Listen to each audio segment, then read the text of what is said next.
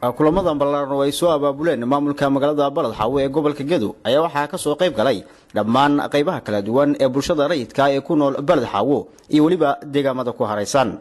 shirweynahan oo ka dhacay bartamaha magaalada ayaa waxa looga hadlayay arrimo badan oo ay ka mid tahay in la adkeeyo ammaanka magaalada iyo waliba in bulshooyinka ku nool gobolka ay u dhaqaaqaan horumarinta gobolka iyo waliba taageerada hanaanka nabadda iyo waliba nolol wadaaga ee la doonayo in laga bilaabo guud ahaan gobolka Gedo. Gudoomiyaha maamulka Balad Xaawo Maxamuud Cabdi Nuur ayaa saxaafadda uga warbixiyay waxyaabihii shirka looga hadlayay waxaana uu yiri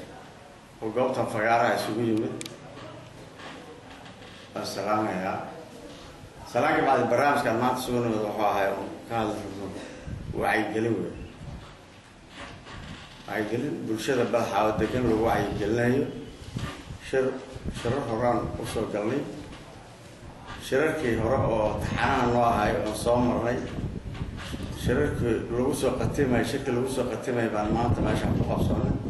ku qabanay ilaahay baa isu keenay baa mahad shukr iskale marka arrimaha bulshada maadaama ay arrimaha ka hadlaynay wacyigelin aan ku sheegnay waxaan dadka bulshada inay dhinac kasta ka wacyigelinaadaan haday noqon lahayd nabadda haday noqon lahayd horumarka haday noqon lahayd waxbarashada haday noqon lahayd caafimaadka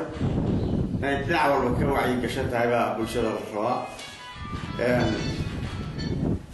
bulshooyinka wacyigashan oo aragteen oo isku duuban oo isfahamka ka dhaxeeya waa horumaraan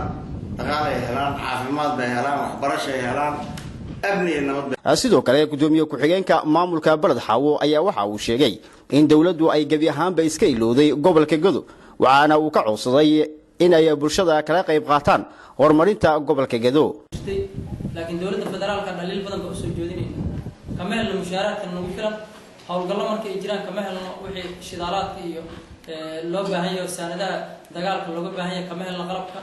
gaadiidka dayactirkiisa kama helno waana dawladana waa taageersanahay magaceeda ku shaqeynayna waxa la rabaa marka dawladda federaalka Soomaaliya oo u soo jeedinayna oo ka codsanayna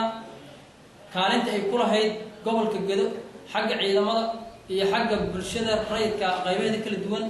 horumarintooda in ay kaalinteeda gacan ka geysato oo u soo jeesato taas dawladda ayaa leeyahay maamulka magaalada Balad Xaawo oo xilligan ballan qaaday inuu kaashan doono ururada bulshada rayidka ee ku nool Balad Xaawo ayaa waxa uu sheegay in la sii wadi doono wixii maanta ka dambeeyo kulamo lagu wacyigelinayo bulshada si dadweynuhu kaalintooda uga ciyaaraan horumarinta degmada oo la doonayo in laga bilaabo hawlo iska wax u qabsa oo ay ka mid tahay in la sameeyo ciidamo madani ah oo ka shaqeeyo ammaanka xaafadaha kala gedisan ee magaalada Balad Xaawo iyo waliba in la hirgeliyo hawlo nadaafadeed oo markaas lagu soo saarayo bilicda magaalada Balad Xaawo. Maxamed Macalin, Home Cable TV, magaalada Balad Xaawo ee gobolka Gedo.